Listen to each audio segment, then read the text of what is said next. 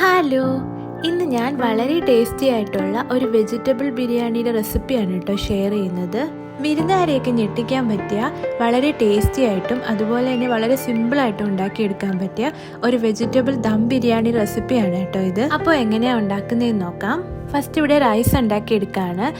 ഞാനിവിടെ ജീരകശാല റൈസാണ് എടുത്തേക്കുന്നത്. 1 ഗ്ലാസ് അരിക്ക് 1.5 ഗ്ലാസ് വെള്ളം എന്ന രീതിയിലാണ് കേട്ടോ എടുക്കുന്നത്.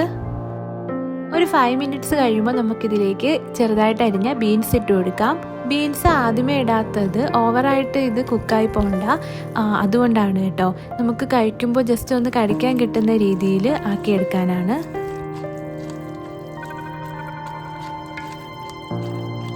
അപ്പോൾ നമ്മുടെ റൈസ് റെഡി ആയിട്ടുണ്ട്. വേറൊരു പാത്രത്തിലേക്ക് മാറ്റി വെച്ചിട്ടുണ്ട് കേട്ടോ. ഇത് സോയാബീൻസ് ആണ്. ഇതൊന്ന് കുക്ക് ചെയ്തെടുത്തിട്ടുണ്ട്. കുക്ക് ചെയ്ത് അതിൻ്റെ വെള്ളമൊക്കെ മാറ്റി വെച്ചിട്ടുള്ളതാണ്. ഇതൊന്ന് ഫ്രൈ ചെയ്തെടുക്കണം. ഇതിലേക്ക് ആവശ്യത്തിന് മുളക് പൊടി, മഞ്ഞൾപ്പൊടി, മല്ലിപ്പൊടി, ജീരകപ്പൊടി, ഗരം മസാല, ആവശ്യത്തിന് ഉപ്പ്.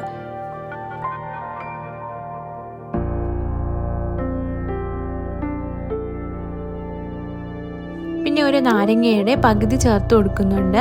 1 സ്പൂൺ ഓയിലും കൂടെ നമുക്ക് ഇതിൽ ആഡ് ചെയ്ത് കൊടുക്കാം. എന്നിട്ട് നന്നായിട്ട് ഇതൊന്ന് മിക്സ് ചെയ്തെടുക്കുന്നുണ്ട്. ഈ വെജിറ്റബിൾ ബിരിയാണിക്ക് കൂടുതൽ ടേസ്റ്റ് കിട്ടുന്നത് ഈ ഒരു സോയാബീൻസ് ഇടുമ്പോഴാണ് കേട്ടോ. അതുകൊണ്ട് ഇത് നിങ്ങൾ സ്കിപ്പ് ചെയ്യാതെ എന്തായാലും ചേർത്ത് കൊടുക്കണം. ഇത് ഞാൻ ഫ്രൈ ചെയ്യുന്നത് എയർ ഫ്രയറിലാണ്.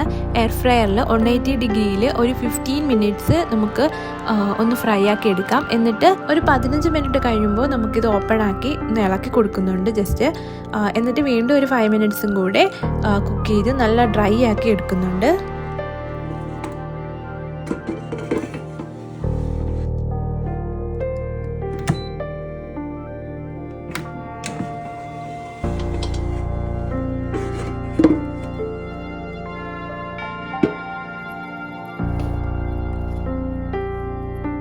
ഇനി നമുക്ക് ബിരിയാണിയിൽ ദമ്മിടാൻ ആവശ്യമായിട്ടുള്ള മസാല തയ്യാറാക്കിയെടുക്കാം. അതിനായിട്ട് 2 സവാള എടുത്തിട്ടുണ്ട്. ചെറുതായിട്ട് കട്ട് ചെയ്തത് ഇട്ട് കൊടുക്കുന്നുണ്ട്. ഇഞ്ചി വെളുത്തുള്ളി ചതച്ചത് ഇട്ട് കൊടുക്കുന്നുണ്ട്.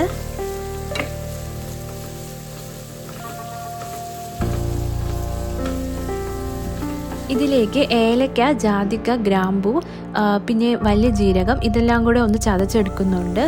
ഇത് നമുക്ക് ഇതിലേക്ക് ആഡ് ചെയ്ത് കൊടുക്കാം. എന്നിട്ട് ആവശ്യത്തിന് ഉപ്പും ചേർത്ത് നന്നായിട്ട് ഒന്ന് കുക്ക് ചെയ്തെടുക്കുന്നുണ്ട്.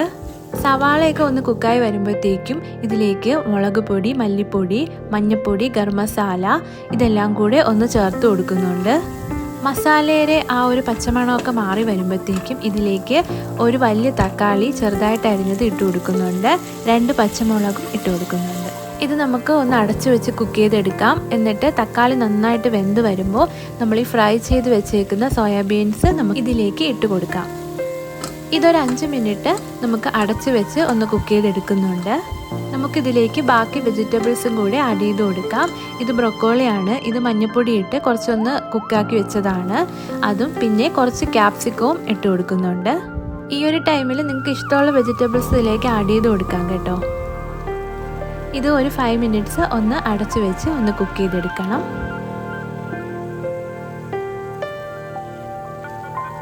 അപ്പോൾ നമ്മുടെ ബിരിയാണിയിലേക്ക് ഇടാനുള്ള മസാല റെഡി ആയിട്ടുണ്ട്. ഒരു ക്യാരറ്റ് എടുത്തിട്ടുണ്ട്. ഇതുപോലെ ചെറുതാക്കി കട്ട് ചെയ്താണ്. ഇതൊന്ന് ഫ്രൈ ചെയ്തെടുക്കാനാണ്. ഇതിൻ്റെ കൂടെ ഇട്ട് കുക്ക് ചെയ്തെടുക്കല്ലേ. കാര്യം ഫ്രൈ ചെയ്തെടുക്കുമ്പോഴാണ് കുറച്ചും കൂടി ഒരു ടേസ്റ്റ് വരുന്നത് കേട്ടോ ബിരിയാണിക്ക്. ക്യാരറ്റ് ഒന്ന് ഫ്രൈ ചെയ്യുമ്പോൾ കുറച്ച് മഞ്ഞൾപ്പൊടിയും കൂടെ ഇട്ട് ഫ്രൈ ചെയ്യണം. പിന്നെ സവാളയും അതുപോലെ തന്നെ കാഷ്നട്ടും ഒന്ന് ജസ്റ്റ് ഫ്രൈ ചെയ്ത് വെച്ചിട്ടുണ്ട്. പിന്നെ കുറച്ച് മല്ലിയില എടുത്തിട്ടുണ്ട്. മസാലയും അതുപോലെ തന്നെ റൈസും നന്നായിട്ട് മിക്സ് ചെയ്ത് അതിൻ്റെ മുകളിൽ കുറച്ച് കാഷ്നട്ടും സവാളയും എല്ലാം ഇട്ട് കൊടുക്കുന്നുണ്ട്. ക്യാരറ്റും ഒക്കെ ഇട്ട് കൊടുക്കുന്നുണ്ട്. ആവശ്യത്തിന് കുറച്ച് നെയ്യ് വേണമെങ്കിൽ ആഡ് ചെയ്ത് കൊടുക്കാം. ഞാനിവിടെ ആഡ് ചെയ്ത് കൊടുക്കുന്നുണ്ട് കേട്ടോ. ഇനി ഒരു 10 മിനിറ്റ്സ് നമുക്ക് ചെറിയ ഫ്ലെയിമിൽ ദം ചെയ്തെടുക്കുന്നുണ്ട്. അപ്പോൾ നമ്മുടെ അടിപൊളി ടേസ്റ്റി ആയിട്ടുള്ള ദം ചെയ്തെടുത്ത വെജിറ്റബിൾ ബിരിയാണി ഇവിടെ റെഡി ആയിട്ടുണ്ട്.